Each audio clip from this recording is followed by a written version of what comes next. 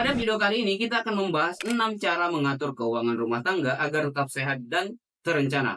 Mengatur keuangan rumah tangga adalah hal yang sangat penting agar kita bisa hidup tenang dan mencapai tujuan finansial jangka panjang. Jadi, mari kita mulai. Oke, kita langsung ke bagian yang pertama, yaitu membuat anggaran rumah tangga. Anggaran ini akan membantu kita melihat dengan jelas pemasukan dan pengeluaran setiap bulan. Berikut adalah langkah-langkahnya. Yang pertama, catat semua sumber pemasukan. Tuliskan semua sumber pemasukan keluarga, seperti gaji, bisnis sampingan, atau sumber pendapatan lainnya. Nah, cara prakteknya adalah ambil buku catatan atau spreadsheet di komputer, buat daftar yang rapi, dan pastikan semua sumber pendapatan tercatat dengan lengkap. Yang kedua, identifikasi pengeluaran rutin. Buat daftar semua pengeluaran rutin seperti sewa rumah, listrik, air, transportasi, dan belanja bulanan. Caranya, kumpulkan semua tagihan bulanan dan catat pengeluaran rutin, kelompokkan sesuai kategori agar lebih mudah dilihat. Yang ketiga, prioritaskan pengeluaran. Bedakan antara kebutuhan dan keinginan. Prioritaskan pengeluaran berdasarkan kebutuhan terlebih dahulu. Caranya gini, buat 2 kolom dalam daftar pengeluaran, satu untuk kebutuhan dan satu untuk keinginan. Ini akan membantu menentukan mana yang harus diprioritaskan. 4.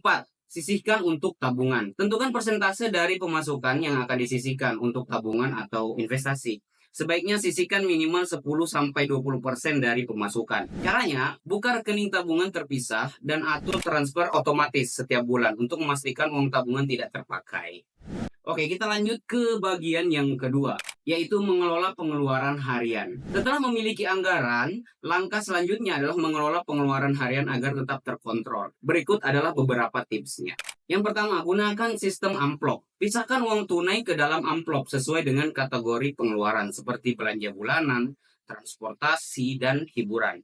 Dengan cara ini, kita bisa mengontrol pengeluaran agar tidak melebihi anggaran. Ambil beberapa amplop dan tulis kategori pengeluaran pada masing-masing amplop. Masukkan uang sesuai dengan anggaran yang telah ditentukan. Yang kedua, catat pengeluaran harian.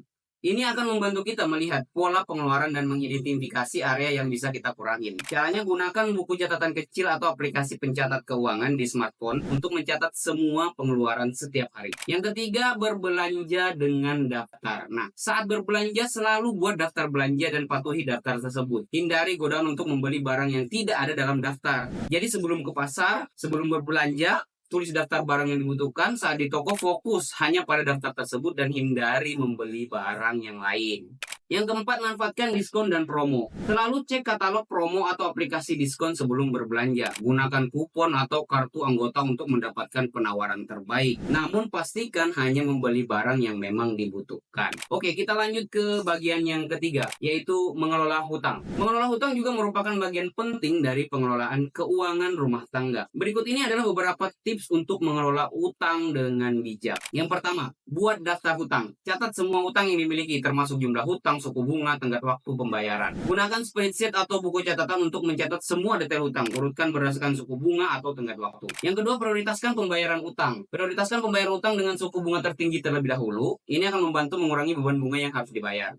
Atur pembayaran otomatis untuk hutang dengan suku bunga tertinggi. Setelah lunas, alihkan fokus ke hutang berikutnya. Yang ketiga, hindari hutang baru. Usahakan tidak menambah hutang baru sampai hutang lama terlunasi. Fokuslah pada pelunasan hutang yang ada. Jika tergoda untuk mengambil hutang baru, pertimbangkan kembali dan tanyakan pada diri sendiri, apakah benar-benar diperlukan. Yang keempat, cari alternatif penghasilan. Jika memungkinkan, cari alternatif penghasilan tambahan untuk membantu melunasi hutang lebih cepat. Nah, pertimbangkan pekerjaan sampingan, bisnis kecil-kecilan, atau investasi yang bisa memberikan penghasilan tambahan. Oke, kita lanjut ke bagian yang keempat, yaitu tabungan dan investasi. Di setiap video aku selalu menambahkan ada tabungan dan investasi. Nah, menyisihkan uang untuk tabungan dan investasi adalah langkah penting dalam mencapai kebebasan finansial.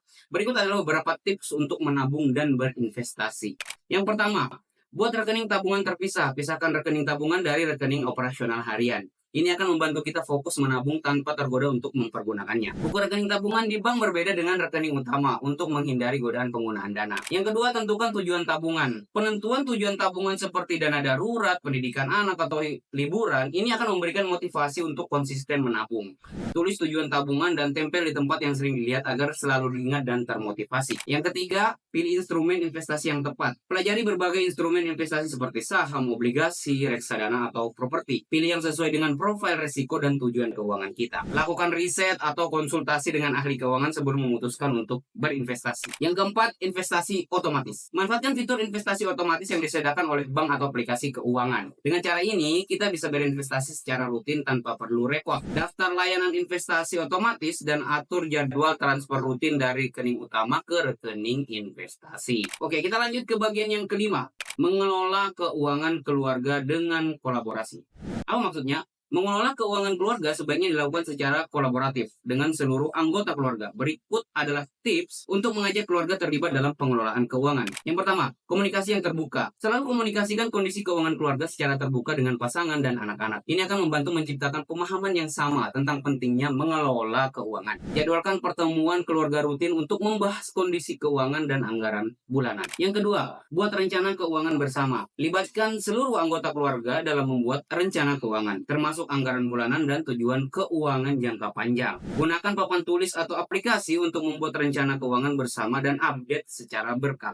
Yang ketiga, ajarkan anak tentang uang. Ajarkan anak-anak tentang pentingnya menabung dan mengelola uang sejak dini. Berikan mereka tanggung jawab kecil seperti mengelola uang jajan. Berikan anak-anak celengan dan ajak mereka menabung dari uang saku mereka. Jelaskan pentingnya menabung untuk masa depan. Yang keempat, evaluasi keuangan secara berkala. Lakukan evaluasi keuangan secara berkala bersama keluarga. Tinjau pencapaian tujuan keuangan dan lakukan penyesuaian jika diperlukan. Setiap bulan atau setiap 3 bulan, duduk bersama dan tinjau pencapaian serta anggaran. Diskusikan apa yang bisa ditingkatkan. Oke, kita lanjut ke bagian yang keenam, menjaga konsistensi dan disiplin. Menjaga konsistensi dan disiplin dalam mengelola keuangan adalah kunci utama keberhasilan. Berikut adalah beberapa tips untuk tetap konsisten. Yang pertama, buat jadwal review keuangan. Tentukan jadwal rutin untuk review keuangan, misalnya setiap bulan atau setiap 3 bulan. Tinjau anggaran, pengeluaran, dan pencapaian tujuan keuangan. Buat pengingat di kalender atau aplikasi untuk memastikan jadwal review keuangan tidak terlewat. Yang kedua, tetapkan reward dan punishment. Penetapan reward untuk diri sendiri atau keluarga jika berhasil mencapai tujuan keuangan. Sebaliknya, tetapkan punishment jika melanggar anggaran. Buat sistem reward dan punishment yang adil dan menyenangkan untuk memotivasi keluarga agar disiplin. Yang ketiga, cari motivasi tambahan. Cari motivasi tambahan dengan membaca atau menonton video tentang pengelolaan keuangan. Bergabung dengan komunitas yang memiliki minat yang sama juga bisa membantu.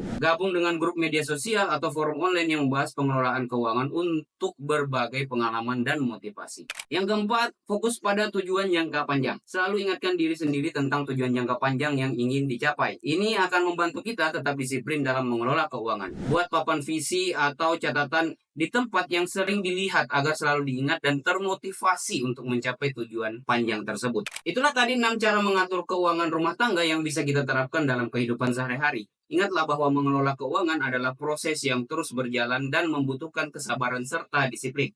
Dengan langkah-langkah yang tepat, kita bisa mencapai kebebasan finansial dan hidup dengan lebih tenang.